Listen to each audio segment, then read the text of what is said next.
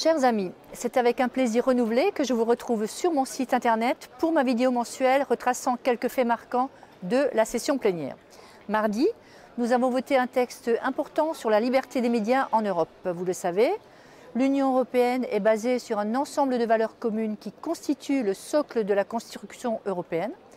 Des médias libres, indépendants et pluralistes constituent l'un des fondements de la démocratie. Le texte que j'ai soutenu renforce l'indépendance des médias en ligne et hors ligne afin qu'ils puissent diffuser une information libre et accessible à tous. La liberté de la presse, qui en France est considérée comme un droit intangible, n'est pas forcément respectée au sein de l'Union européenne. La Hongrie, par exemple, a récemment adopté une loi menaçant cette liberté.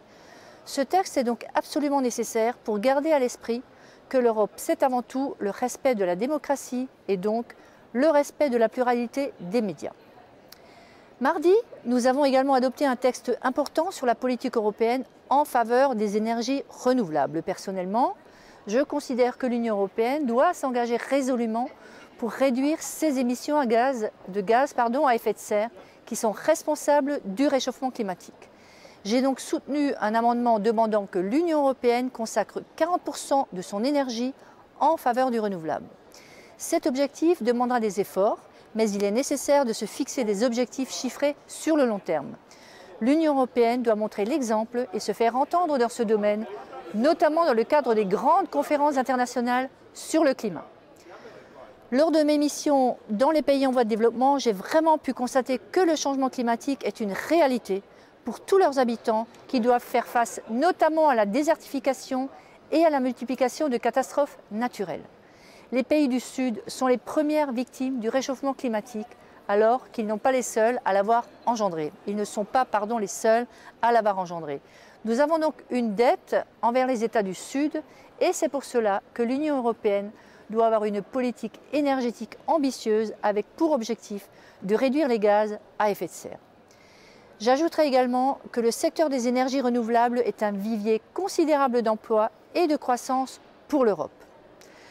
Après mercredi, je suis également intervenue en séance plénière lors du débat consacré à la situation humanitaire en Syrie. La situation en Syrie a dépassé toutes les limites de l'insupportable dans tous les domaines et cela est devenu catastrophique. Dans cette guerre, aucun camp ne semble prendre le dessus et je déplore l'inaction ou l'inefficacité de la communauté internationale face à cette guerre civile. Depuis le début de ce conflit, 80 000 Syriens, majoritairement des civils, des enfants, ont trouvé la mort dans cette effroyable boucherie et on estime que plus de 6,5 millions de personnes ont un besoin urgent d'assistance humanitaire. De plus d'1 million de réfugiés se trouvent dans les pays limitrophes et ce phénomène s'amplifie de jour en jour. Je demande une fois de plus à la communauté internationale de réagir une bonne fois pour toutes, de façon efficace, pour mettre un terme à ces atrocités. Par ailleurs, j'ai félicité les travailleurs humanitaires qui réalisent un travail remarquable sur le terrain, malgré ces conditions difficiles. L'Union européenne doit exiger des autorités syriennes le respect du droit humanitaire international en garantissant l'accès aux victimes pour les ONG et les travailleurs humanitaires. Enfin, un texte très important également discuté lors de cette session plénière fut l'accord de libre-échange entre l'Union européenne et les États-Unis. Dans le cadre de cet accord, j'ai décidé de dégager 3 lignes rouges. Premièrement, le domaine audiovisuel doit être exclu de cet accord, car libéraliser ce domaine reviendrait à signer l'arrêt de mort de l'exception culturelle française. Les petites productions européennes qui reflètent toute la diversité artistique de l'Europe doivent être protégées face à cette standardisation culturelle imposée par Hollywood. Deuxièmement, autre domaine clé de cet accord, l'agriculture. Nous devons défendre l'agriculture européenne. Nous avons une agriculture de qualité en Europe, notamment grâce aux normes relatives à l'environnement et au bien-être animal qui s'imposent aux éleveurs européens.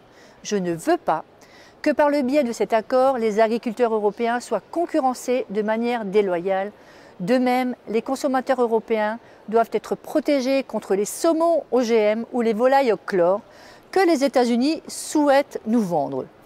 Troisièmement, Enfin, le domaine de la défense et de la sécurité doit également être protégé. Il s'agit d'un secteur stratégique pour les Européens et nous devons protéger notre industrie pour permettre à l'Europe d'être indépendante militairement dans le monde. Voilà, chers amis, pour certains grands thèmes abordés au cours de cette session parlementaire. Je vous remercie une fois encore pour l'intérêt que vous portez à mon mandat et je vous dis à très bientôt. Merci beaucoup.